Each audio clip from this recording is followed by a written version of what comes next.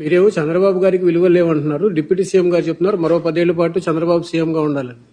ఏం point పెట్టావన్నా, super. ఈరోజు అసెంబ్లీలో జరిగింది. ఇప్పుడు ఏం చేద్దాం మనం? కిసుక్కోవడమే.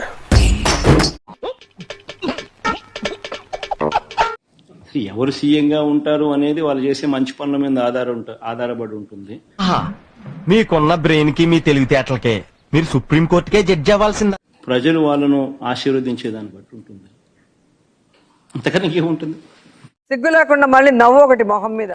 బొంకిందే బొంకు, బొంకుల బాబు.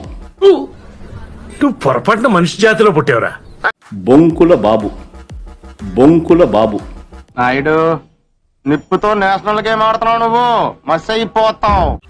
బొంకుల బాబు, వీడికి ఇంకా తగ్గలా. బొంకుల బాబు అని చంద్రబాబు నాయుడుని ఎందుకు అనకూడదు? తప్పు తీసుకొని పళ్ళు రాళ్ళ కొడతాను కొడకల్లారా ఒక్కొక్కటి. నేను ఏ చంద్రబాబు నాయుడు అడుగుతా ఉన్నా, చెప్పు, ఏదో ఏదో ఒక్కటి చెప్పు. మానవతా విలువల గురించి మాట్లాడే నైతిక హక్కులు ఈ మనిషికి లేవు. హ్యాపీ డేస్ లైట్ తీసుకో. ఇదే చంద్రబాబు అడుగుతున్నాను, నీ తల్లిదండ్రులు ఎవరో, చంద్రబాబు నాయుడు గారి తల్లిదండ్రులు ఎవరో ఈ రాష్ట్ర ప్రజలకు ఎప్పుడైనా చూపించావా? వారితో ఎప్పుడైనా కలిసి ఉన్నావా? రాజకీయంగా నువ్వు ఎదిగిన తర్వాత నువ్వు కనీసం మీ ఇంటికి తీసుకువచ్చి 2 పూటల భోజనం పెట్టి అటు చూడు బే. ఇప్పుడు జగన్మోహన్ రెడ్డితో ఆ రాష్ట్రంతో మనకేంటమ్మా? దీనికి మీరు ఏమంటారు సార్? ఆ రాష్ట్రంతో జగన్మోహన్ రెడ్డితో మనకేంటి? నేను ఎక్కువ కాలం బతకనండి, మీరు పెట్టే టెన్షన్ కి ఇప్పుడు సడన్ గా చచ్చిపోతా గ్యారంటీ. వారిని సంతోషంగా పంపించావా? నేనెంత ఎదవనో నాకే తెలియదు. మాకు తెలుసులేరా. కనీసం వాళ్ళిద్దరూ కాలం చేస్తే కనీసం తలకొరివైనా పెట్టేవా వాళ్ళ? సారీ సార్, అతను ఏం చేయలేము. ఎందుకు? అతను పిచ్చోడు, చట్టం పిచ్చోళ్ళని శిక్షించదు. నేను చంద్రబాబు నాయుడు ప్రశ్న అడుగుతాను, ఇలాంటి మానవతా విలువలు ఏమాత్రం లేని వ్యక్తి ఈ చంద్రబాబు. నంది ముందు రంగు మార్చిన పంది కారు కూతలకొస్తే కపాలు పగిలిపోతే.